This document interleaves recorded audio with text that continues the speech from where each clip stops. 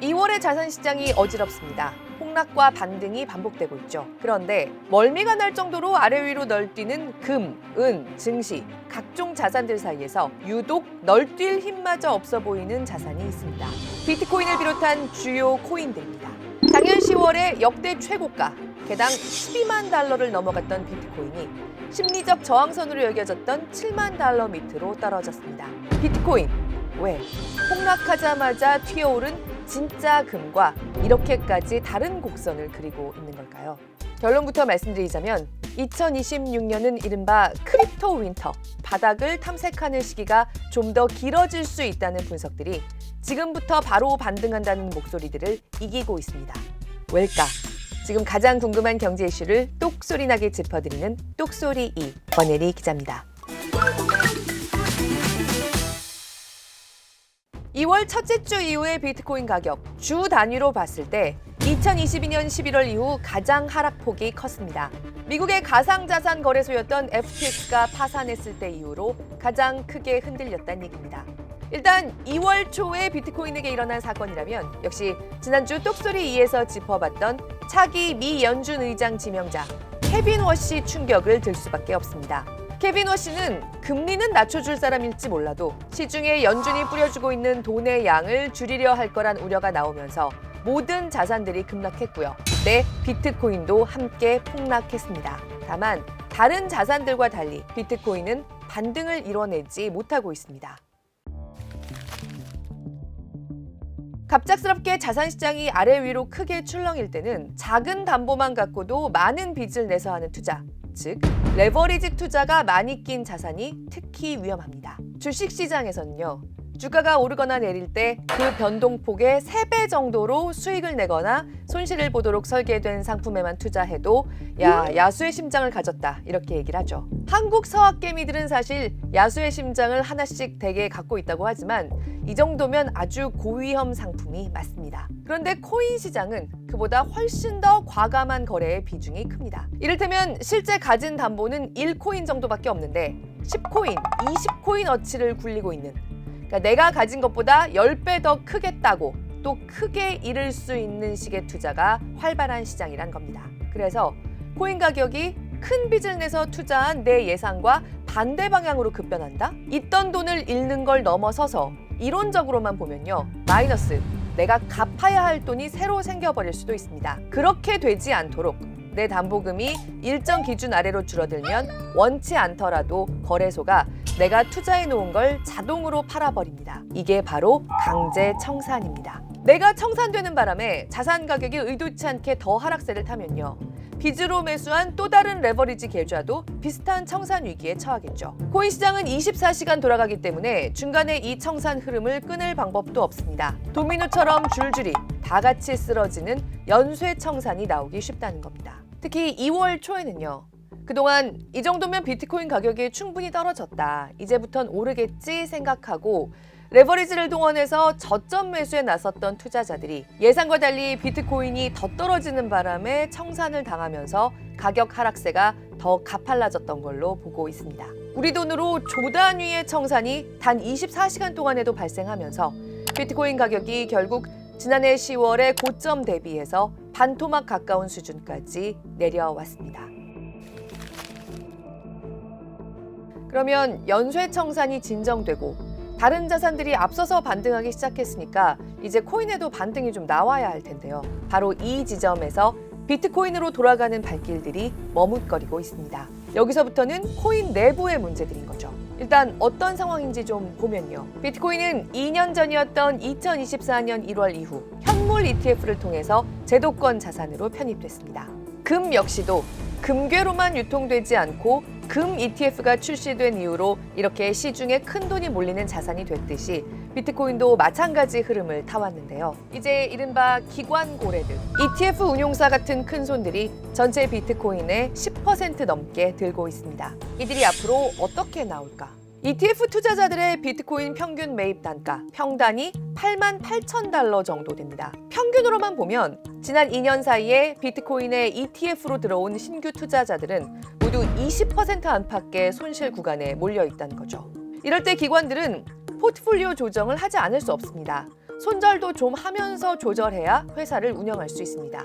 올해 들어서 기관 고래들이 비트코인을 던지는 흐름이 계속 포착되고 그걸 저가 매수 기회라고 받아든 레버리지 개인 투자자들이 월초에 청산을 당하고 이런 상황이 나왔다고 할 수 있는 겁니다. 이 시점에서 가장 중요한 고리는 작년 비트코인 상승세를 선두에서 진두지휘했다고 할 수 있는 비트코인에 올인한 기업, 자사주를 팔아서 비트코인에 투자하는 게 회사의 핵심 사업이 된 기업, 바로 스트레티지입니다. 이 회사의 비트코인 매입 평단가가 7만 5천 달러 정도입니다. 이 회사도 역시 지금 손실 구간에 놓여 있다는 겁니다. 지난주 하락장에서 스트레티지는 비트코인 1,142개를 9천만 달러에 사들였습니다.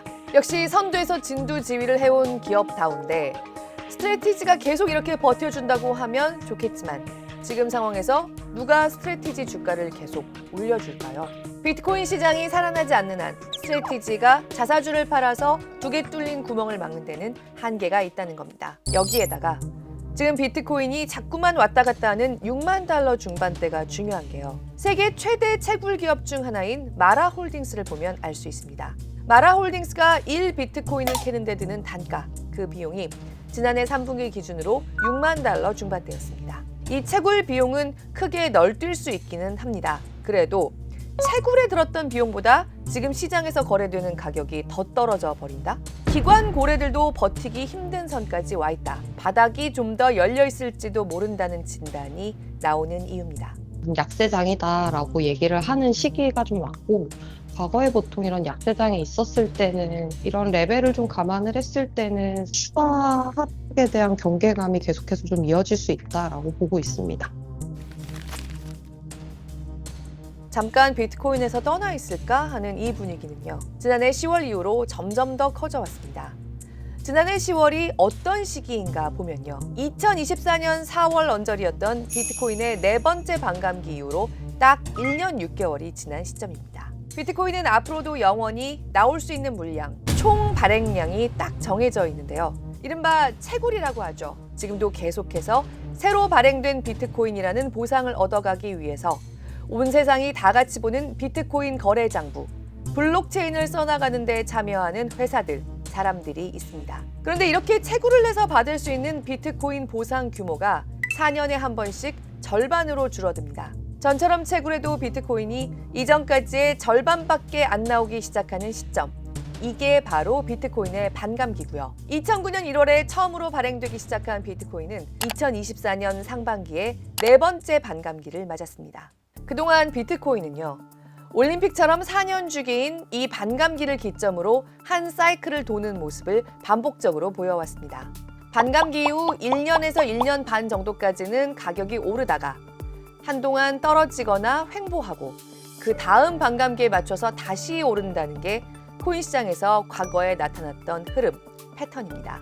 비트코인 가격 주기론에 기계적으로 대입해보자면 이제 당분간 하락 또는 정책이라는 거죠. 예전 반감기들 이후에는 비트코인이 최고점 대비해서 70%까지 하락하기도 했는데 그런 관점에서 보면 이번에는 아직 고점 대비해서 40~50%의 하락 정도까지만 나온 상태입니다. 앞서 말씀드린 것처럼 이른바 크립토 대통령이 될 거라고 내세웠던 트럼프 정부에 대한 기대치도 빛이 그동안 발해왔습니다. 트럼프의 가족들은 대대적으로 코인 사업을 하고 벤스 부통령은 역대 미국 대통령과 부통령들 가운데서 최초의 비트코인 투자자고 얼마나 이 정부가 코인 시장에 우호적일까 기대하는 사람들이 많았는데요. 실제로 트럼프 정부는 코인 시장을 제도권 내로 더욱 끌고 들어오긴 했습니다. 하지만 그 관심이 주로 스테이블 코인 시장에 쏠려 있습니다. We take a giant step to cement the American dominance of global finance and crypto technology.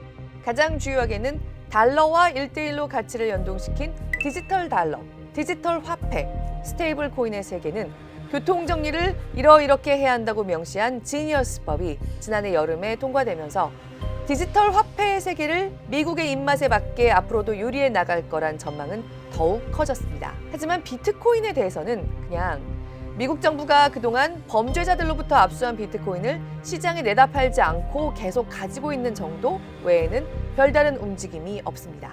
비트코인을 미국 정부의 전략 자산에 편입시키자는 내용을 담은 루미스 법안은 1년째 미 의회에 붕 떠 있고요.